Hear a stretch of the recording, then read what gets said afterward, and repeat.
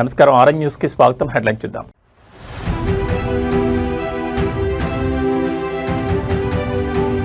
వెలిగొండ నిర్వాసితులకు అండగా ప్రజాప్రభుత్వం. శనివారం ఒక్కరోజే 300 కోట్ల R&R నిధులు విడుదల.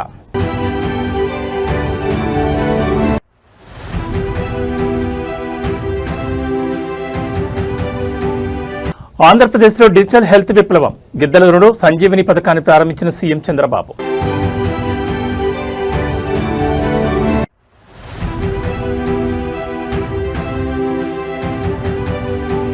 భాగ్యనగరంలో ఏరోస్పేస్ విప్లవం. సెకండ్ జనరేషన్ ఎయిర్ క్రాఫ్ట్ను ఆవిష్కరించిన బ్లూజే ఏరోస్పేస్.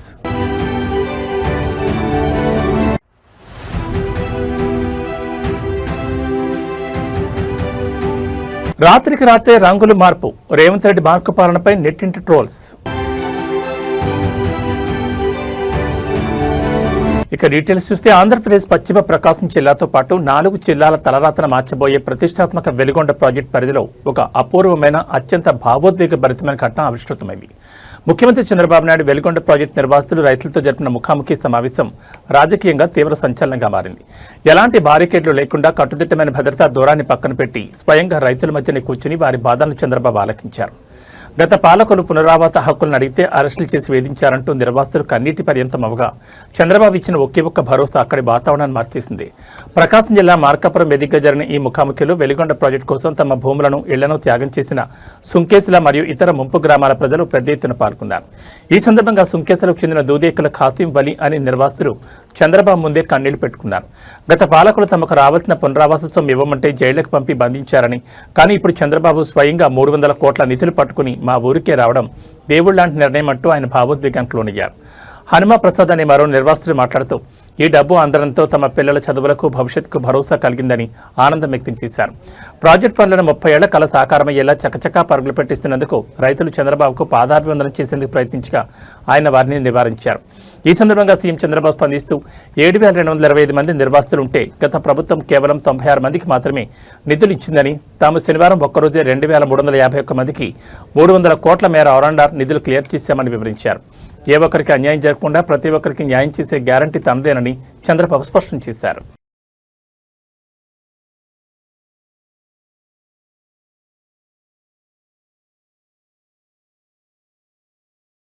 ఆంధ్రప్రదేశ్ గ్రామీణ ప్రాంతాల ప్రజలకు నాణ్యమైన ఉచిత కార్పొరేట్ వైద్య సేవలను ఇంటి ముంగడికి అందించే లక్ష్యంతో కూటమి ప్రభుత్వం మరో భారీ మైలురాయిని అధిగమించింది. ప్రకాశం జిల్లా గిద్దలూరు నియోజకవర్గంలో చంద్రబాబు నాయుడు ఇవాళ సుడిగాలి పర్యటన చేశారు.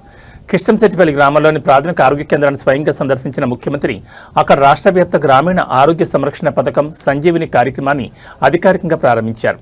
పీహెచ్సీలో అందుతున్న సేవల నాణ్యతను, మందుల లభ్యతను స్వయంగా తనిఖీ చేసిన చంద్రబాబు రోగులు, స్థానిక ప్రజలతో మాట్లాడారు. ప్రకాశం జిల్లా పశ్చిమ ప్రాంతమైన గిద్దలూరు పరిధిలో వైద్య సదుపాయాలను మరింత ఆధునీకరించే క్రమంలో భాగంగా కిష్టంశెట్టిపల్లి పీహెచ్సీ వేదికగా ఈ కార్యక్రమం రూపుదిద్దుకుంది.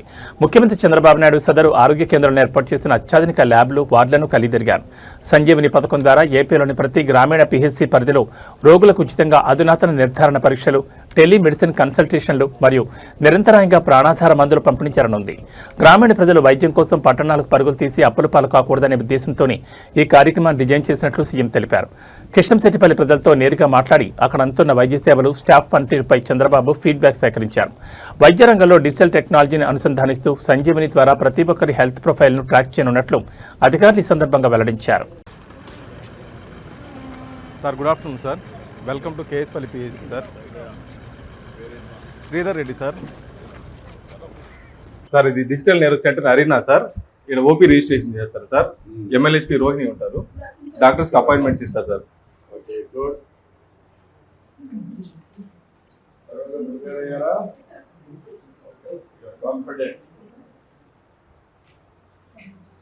స్టాఫ్ నర్స్ ఉంటారు సార్. వైటల్స్ రికార్డ్ చేస్తారు సార్.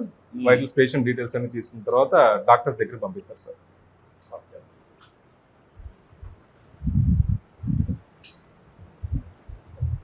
సార్, ఇది మెడికల్ ఆఫీసర్ రూమ్ సార్. ఇది సార్, ఇక్కడ ఫార్మసిస్ట్ సార్.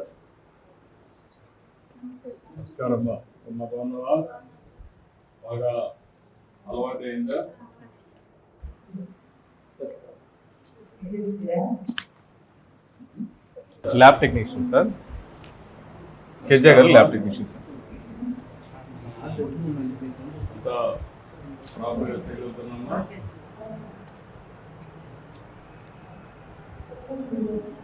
సార్ వాట్స్ అంతా మినిమం ఎక్విప్మెంట్ అంతా ఉందా? Sir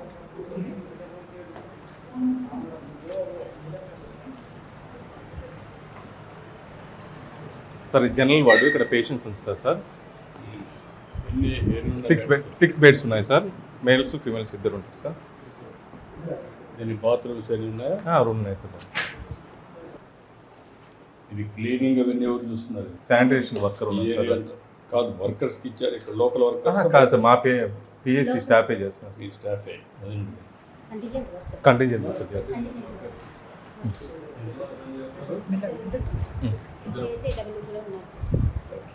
delivery room sir. Last month 4 deliveries అయినాయి సార్.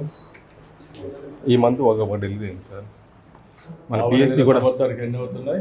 సంవత్సరానికి 15 to 20 అవుతున్నాయి సార్ లాస్ట్ ఇయర్. ఈ ఏరియాలో ఈ హాస్పిటల్ ఏరియాలో ఎన్ని డెలివరీస్ అవుతున్నాయి? వీళ్ళు బయట పోతున్నారు కదా? అవును సార్. ఎన్ని బయట పోతున్నారు, ఎన్ని మీరు క్యాటరింగ్ చేయగలుగుతున్నారు? మ్యాక్సిమం మన ఏరియా హాస్పిటల్ దగ్గర ఉంది సార్, 5 కిలోమీటర్లు. అందుకని ఏరియా హాస్పిటల్కి వెళ్తున్నారు సార్. Maximum 5 kilometres. 5 ఏది గిద్దలు? గిద్దలు నుంచి area hospital sir. Adults and girls 5 girls ఉన్నారు సార్. అనీమియాకి పెట్టున్నారు సార్. బ్లూ కౌన్సిలింగ్ ఉంది. ఇంకోటి అన్కంట్రోల్ షుగర్ ఒక పేషెంట్ సొడ్డా వెంకటరత్నం కూడా ఎండోక్రైనాలజిస్ట్ కన్సల్టేషన్ ఉంది సార్. ఈ పిఎస్సి కూడా ఏ గ్రేడ్ వచ్చింది సార్. లాస్ట్ మంత్ డిస్ట్రిక్ట్లో 2nd ర్యాంక్ ఉంది సార్. స్టేట్లో 23 ర్యాంక్.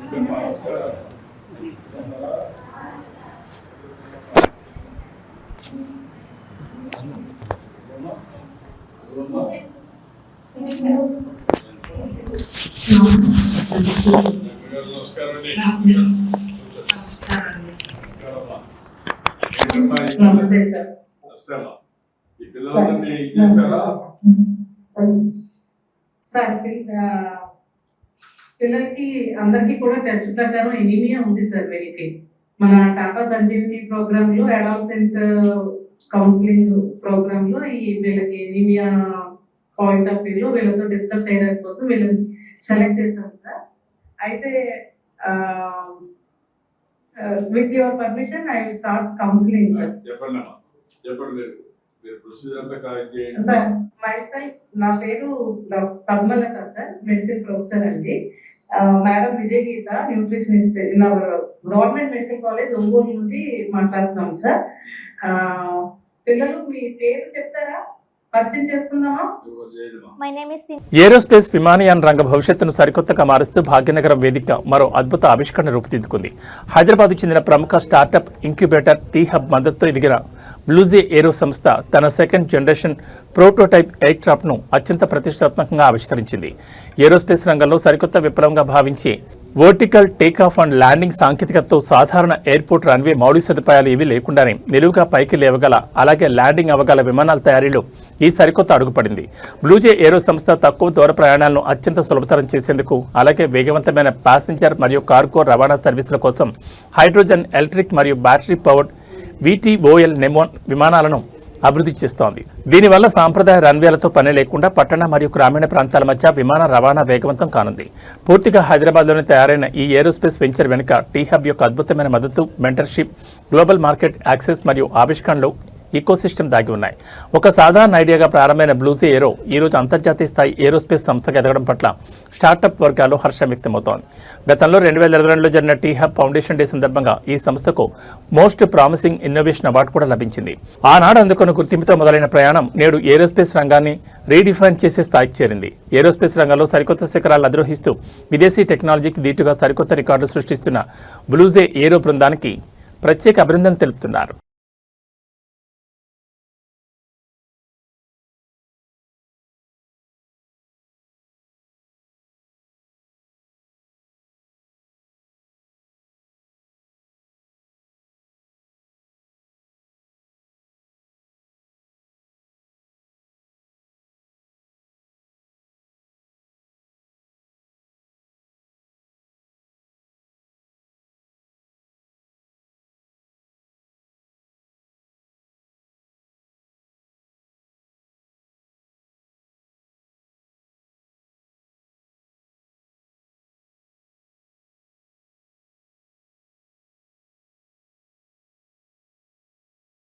తెలంగాణ రాజకీయాల్లో విపక్షాల విమర్శలకు సామాన్యుల మైండ్ వాయిస్కు అద్దం పెట్టేలా ఒక పాత సామెత ఇప్పుడు సోషల్ మీడియా వేదికగా విపరీతంగా ట్రెండ్ అవుతోంది. మసిపూసి మారేడుకాయ చేయడం అంటే ఉన్నది లేనట్లు లేనిది ఉన్నట్లు రంగులు మార్చి నమ్మించడం.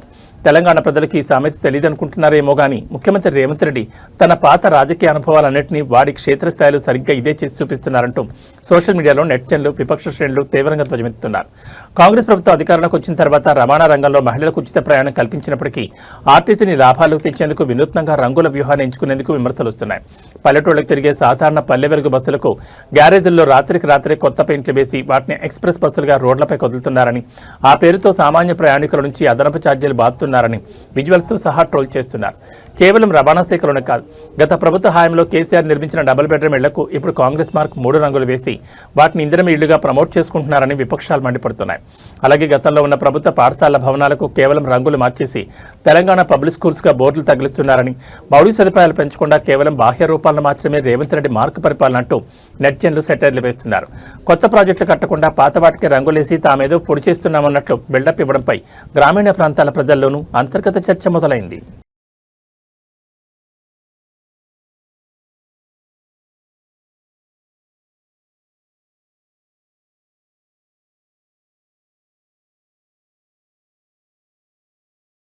కలియుగ వైకుంఠం తిరుమలగిరిలో ఆధ్యాత్మిక వైభవంతో పాటు భక్తుల సౌకర్యార్థం ఒక అద్భుతమైన భారీ విరాళం నమోదైంది. రిలయన్స్ ఇండస్ట్రీస్ అధినేత ముఖేష్ అంబానీ చిన్న కుమారుడు Reliance industries director Anant Ambani శ్రీవారి పట్ల తనకున్న అపారమైన భక్తిని చాటుకున్నారు. ఇవాళ తెల్లవారుజామున తిరుమల శ్రీ వెంకటేశ్వర స్వామి వారిని దర్శించుకున్న ఆయన అత్యంత పవిత్రమైన సుప్రభాత సేవలో పాల్గొన్నారు.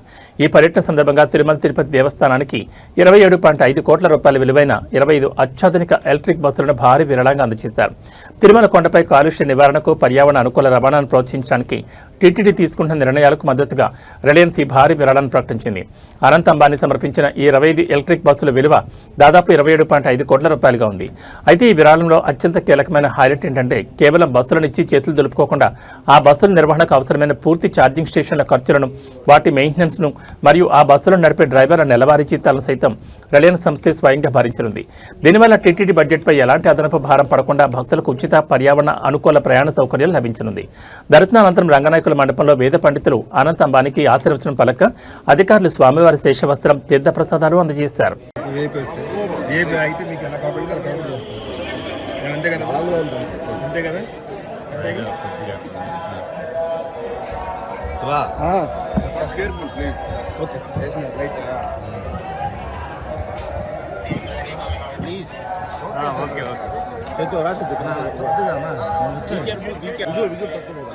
आप एक आराम से ले लीजिए।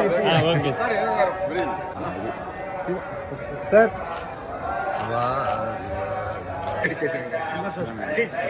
ये मुझे దూరంగా ఉంటుంది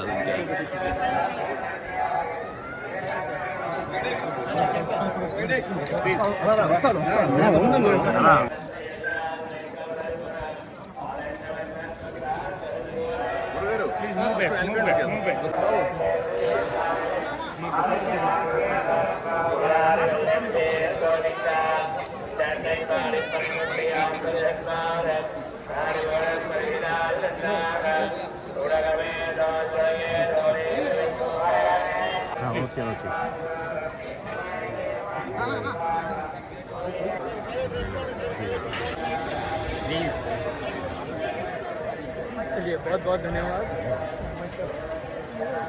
తమిళనాడు రాజకీయ ఉనికిపై సరికొత్త అధ్యాయాన్ని లిఖించి ముఖ్యమంత్రిగా పాలనలో తనదైన ముద్ర వేస్తున్న సీఎం విజయ్ ప్రజారోగ్య పరిరక్షణ ధ్యేయంగా మరో కీలక అడుగు వేశారు.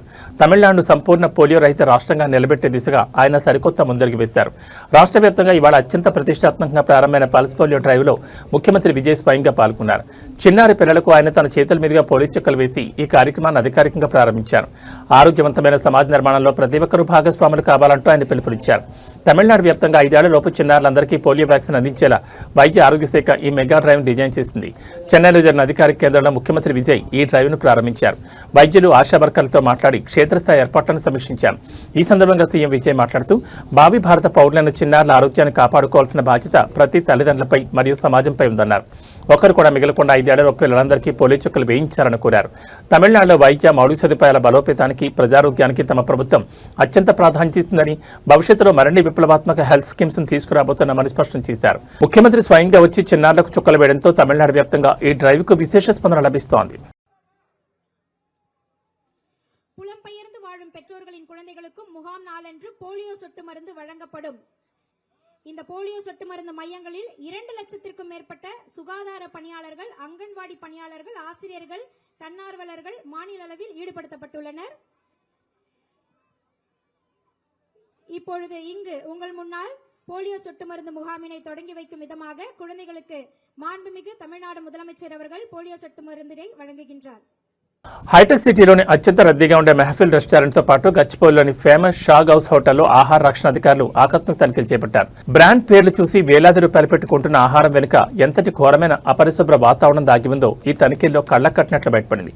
కిచెన్లో తడి ఫ్లోరింగ్, పాత గ్రిల్ చికెన్ నిల్వలు, చివరికి నిర్మాణ సామగ్రి పక్కనే రుమాలి రోటీలు తయారు చేస్తున్న భయంకరమైన దృశ్యాలు అధికారులను సైతం విస్మయానికి గురిచేశాయి. Telangana food safety task force విభాగం ఐటీ కార్డాను టార్గెట్ చేస్తూ ఈ మెరుపుదాడులు నిర్వహించింది. Hitech city Mehfil hotel kitchen లోపలికి వెళ్లిన అధికారులకు తీవ్ర అపరిశుభ్రత దర్శనమిచ్చింది. ఈగలు, కీటకాలతో కూడిన కింద పడ్డ నీటి ఫ్లోరింగ్, సరైన స్టోరేజ్, ఉష్ణోగ్రత లేని ఫ్రీజర్లు కనిపించాయి. అన్నిటికంటే దారుణంగా హోటల్ లోపల జరుగుతున్న రిపేర్ పనుల తాలూకా నిర్మాణ సామగ్రి, సిమెంట్, దుమ్ము పక్కనే ఎలాంటి కవరింగ్ లేకుండా రుమాలి రోటీలను తయారు చేస్తుండని అధికారులు రెడ్ హ్యాండ్గా పట్టుకున్నారు. అటు గచ్చిబౌలి షాగ్ హౌస్లో కూడా దాదాపు ఇవే దారుణ పరిస్థితులు పునరావృతమయ్యాయి. కస్టమర్లకు వడ్డిస్తున్న గ్రిల్ చికెన్ మరియు బిర్యానీ మాంసం నిల్వలు పాతవుగా తేలడం, కిచెన్ సిబ్బందికి కనీస హెల్త్ ఫిట్నెస్ సర్టిఫికెట్ లేకపోవడాన్ని టాస్క్ ఫోర్స్ తీవ్రంగా పరిగణించింది. నిబంధనలు ఉల్లంఘించిన ఈ 2 హోటల్ నిర్వాహకులకు విపరీతమైన అపరిశుభ్రత కింద కఠినమైన చట్టపరమైన నోటీసులు జారీ చేశారు. బ్రాండ్ ఇమేజ్ చూసి మోసపోకుండా మనం తినే ఆహార నాణ్యతపై ప్రతి ఒక్కరూ అలర్ట్గా ఉండాల్సిన సమయం వచ్చింది. ఈ హోటల్ యాజమాన్యాల వివరణ మరియు ఫుడ్ సేఫ్టీ ల్యాబ్స్ నుంచి రాబోయే నివేదికలపై తమ బృందం నిఘా ఉంచిందని తెలిపారు.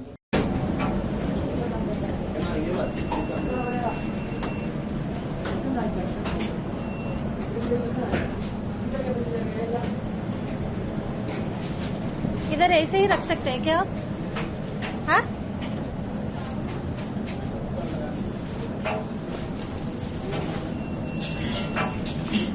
आपने आप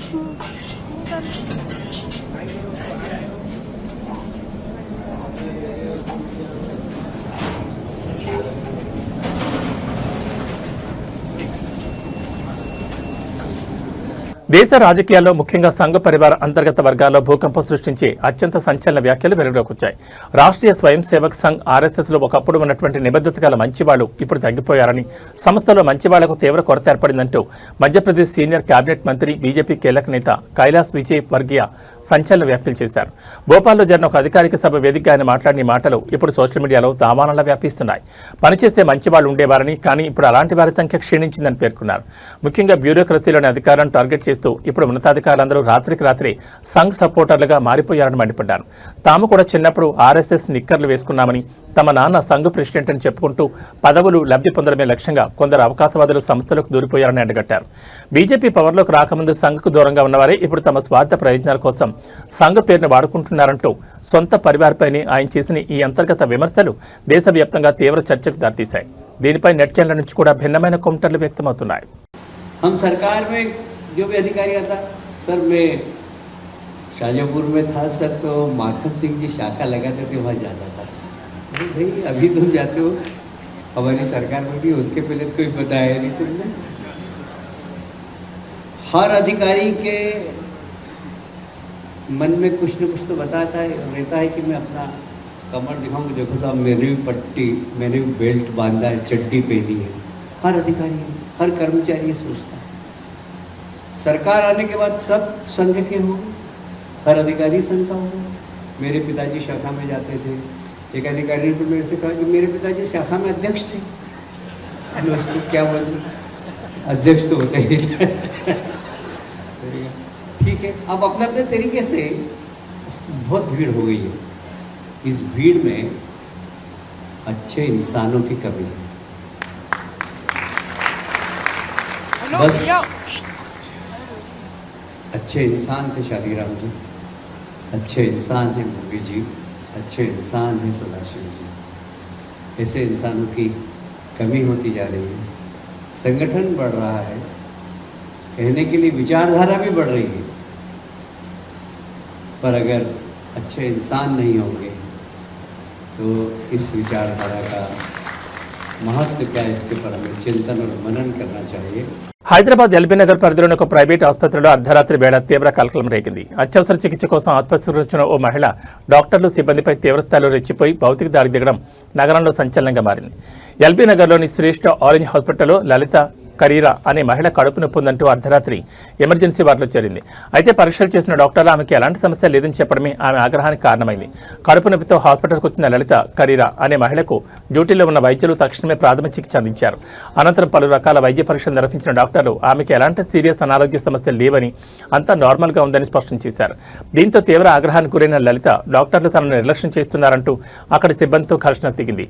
ఆసుపత్రి లోపల నానా రభస సృష్టించిన ఆమె అడ్డు వచ్చిన వారిని దూషిస్తూ దాడికి పాల్పడింది. సిబ్బంది వెంటనే పోలీసులకు ఫోన్ చేయడంతో సదరు మహిళ అక్కడి నుంచి తప్పించుకునేందుకు ప్రయత్నించింది. TS08HG9824 నెంబర్ గల తన కారును ఆమె స్వయంగా నడుపుకుంటూ వనస్థలిపురంలోని సహారా హాస్పిటల్కి వెళ్లినట్టు సమాచారం. ఆసుపత్రి యాజమాన్యం ఇచ్చిన అధికారిక ఫిర్యాదు ఆధారంగా ఎల్బీ నగర్ పోలీసులు కేసు నమోదు చేసి సీసీటీవీ విజువల్స్ ఆధారంగా దర్యాప్తును ముమ్మరం చేశారు. డ్యూటీలో ఉన్న వైద్యులపై ఇలాంటి దాడులు జరగడంపై స్థానిక మెడికల్ వర్గాల్లో తీవ్ర ఆందోళన వ్యక్తమవుతోంది. అర్ధరాత్రి వేళ ఆసుపత్రిలో హల్చల్ చేసిన సదరు మహిళ ప్రస్తుతం వనస్థలిపురం సహారా హాస్పిటల్లో ఉన్నట్టు గుర్తించిన పోలీసులు అక్కడికి చేరుకుని తదుపరి విచారణ జరుపుతున్నారు.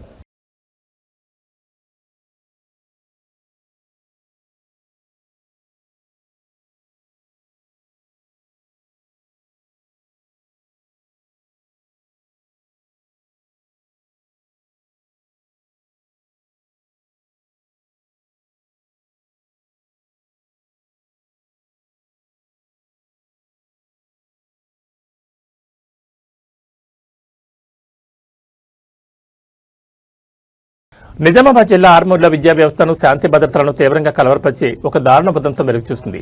పాఠశాల ప్రాంగణంలో విద్యార్థులకు పాఠాలు చెప్తున్న ఒక ప్రభుత్వ ఉపాధ్యాయుడిపై స్థానిక రాజకీయ నాయకులు భౌతిక దాడికి తెగబడ్డారు.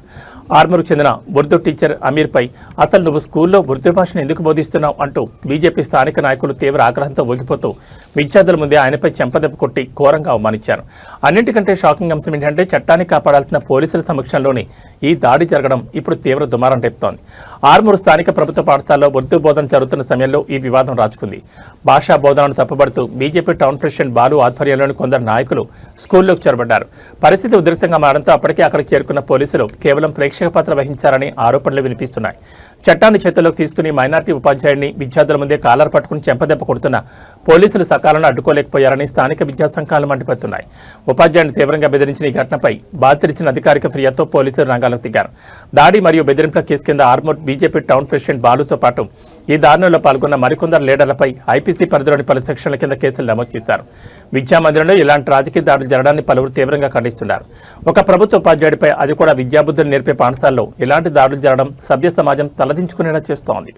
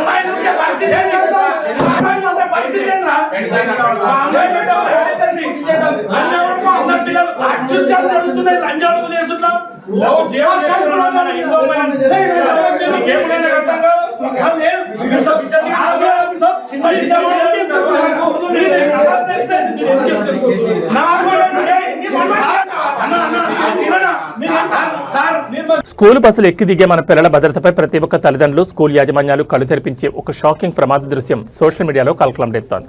మహారాష్ట్రలోని బీడ్ జిల్లాలో స్కూల్ బస్ దిగి రోడ్డు దాటుతున్న ఒక చిన్నారిని అతివేగంగా వచ్చిన బైక్ ఘోరంగా ఢీకొట్టింది. ఈ భయంకరమైన ప్రమాదం చూశాక మన పిల్లలకు రోడ్డు దాటే నియమాలు నేర్పించడంలో మనం ఎంత నిర్లక్ష్యంగా ఉంటున్నామో అర్థమవుతోంది. బీడ్లో జరిగిన ఘటనలో బస్సు దిగిన చిన్నారి బస్సు ముందు భాగం నుంచి రోడ్డు అవతల వైపునకు ఒక్కసారిగా పరిగెత్తింది. అదే సమయంలో బస్సు పక్క నుంచి వేగంగా దూసుకొచ్చిన మోటార్ సైకిల్ ఆ చిన్నారిని బలంగా ఢీకొట్టింది. ఈ ప్రమాదాలు కేవలం వాహనదారుల వేగం వల్లే కాదు, చిన్నపిల్లలకు రోడ్డు దాటే పద్ధతులపై కనీస అవగాహన లేకపోవడం వల్ల కూడా జరుగుతున్నాయి.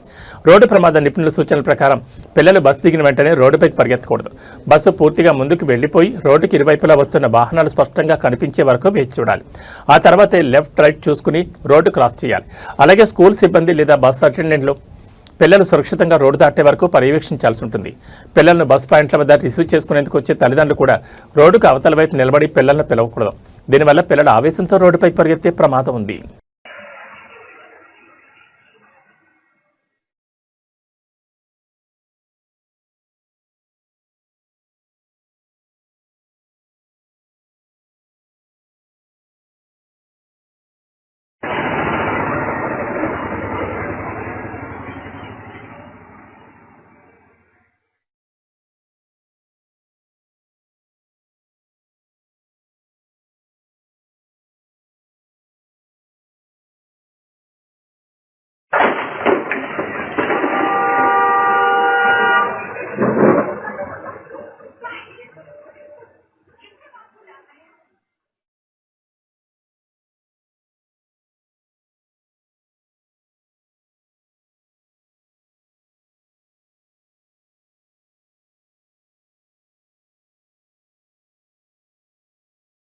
దక్షిణ భారత చలనచిత్ర పరిశ్రమలో ఒక సువర్ణ అధ్యాయం ముగిసింది. తనదైన స్క్రీన్ ప్లే, మాయాజాలంతో, విలక్షణమైన నటనతో దశాబ్దాల పాటు ప్రేక్షకులను అలరించిన ప్రముఖ సీనియర్ నటుడు, దిగ్గజ దర్శకుడు కె. భాగ్యరాజ్ ఎక్కలేరు.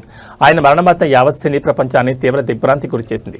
అయితే చెన్నైలోని ఆయన నివాసంలో ఒక అత్యంత హృదయ విదారకరమైన దృశ్యం అక్కడికి వచ్చిన ప్రతి ఒక్కరిని కంటతడి పెట్టించింది.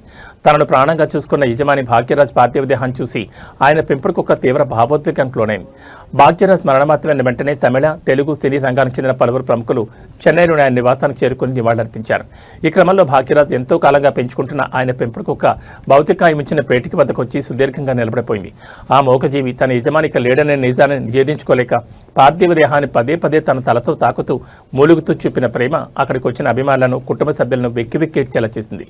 మనుషులు సైతం మర్చిపోయే విశ్వాసాన్ని ఆ మోగజీవి చాటుకుందంటూ సోషల్ మీడియాలో ఈ వార్త వైరల్ అవుతోంది. కాగా సినిమా రంగానికి ఆయన చేసిన అసమాన సేవలకు గుర్తింపుగా తమిళనాడు ప్రభుత్వం ఇవాళ మధ్యాహ్నం 1:30 చెన్నైలో ప్రభుత్వ అధికారిక లాంఛనాలతో భాగ్యరాజ్ అంత్యక్రియలు నిర్వహించేందుకు అన్ని ఏర్పాట్లు పూర్తి చేసింది.